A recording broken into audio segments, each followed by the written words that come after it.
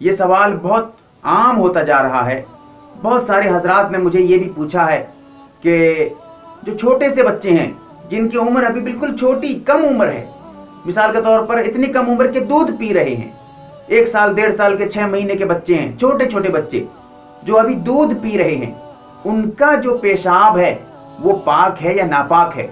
اگر وہ چھوٹے چھوٹے بچے جو دودھ پینے والے بچے ہیں، اگر وہ کسی کپڑے پر پیشاب کر دیتے ہیں یا کچھ پیشاب وغیرہ کسی جگہ پہ کر دیتے ہیں تو ان کا پیشاب وہ پاک ہے یا ناپاک ہے؟ اگر ناپاک ہے تو پھر کپڑا بدلنا پڑے گا. اگر ماں کے گود میں پیشاب کر دیتے ہیں تو پھر کپڑا بدلنا پڑتا ہے اسے. تو شریعت کا کیا حکم ہے؟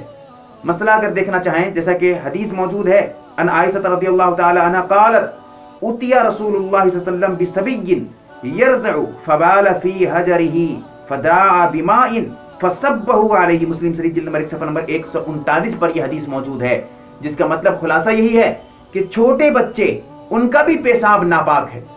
جتنا آج پیدا ہوا تھا، بالکل چھوٹا سا ابھی پیدا ہوا ہے، پیشاب کر دیا، اس کا بھی پیشاب ناپاک. انسان کا پیشاب چاہے چھوٹا ہو یا بڑا، چاہے 100 سال سے زیادہ عمر والا انسان ہو یا 1 سیکنڈ بھی پہلے اگر پیدا ہوا ہے، اس کا بھی پیشاب ناپاک ہے.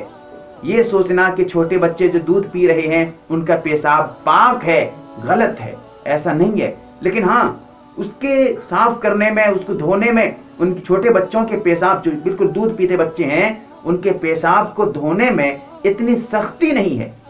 یعنی اتنی اچھی طرح سے سختی کے ساتھ یہ نہیں کہا گیا ہے کہ اس کو اچھی طرح سے دھوؤ، صاف کرو. لہٰذا ان کے پیشاب میں تخفیف ہے، لیکن پیشاب ناپاک ہے، پاک نہیں ہے. پاک مت سمجھیے.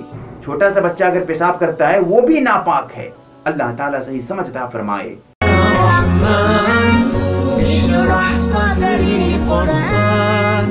یوٹیوب میں جہاں آپ ویڈیو دیکھ رہے ہیں اس کے نیچے سبسکرائب لکھا ہوا ہے، اس پر ایک بار کلک کر دیں، اور اس کے ساتھ اس کے سائیڈ میں ایک بیل والا بٹن ہے، اس پر بھی کلک کر دیں، اور یہ سب بالکل فری ہے.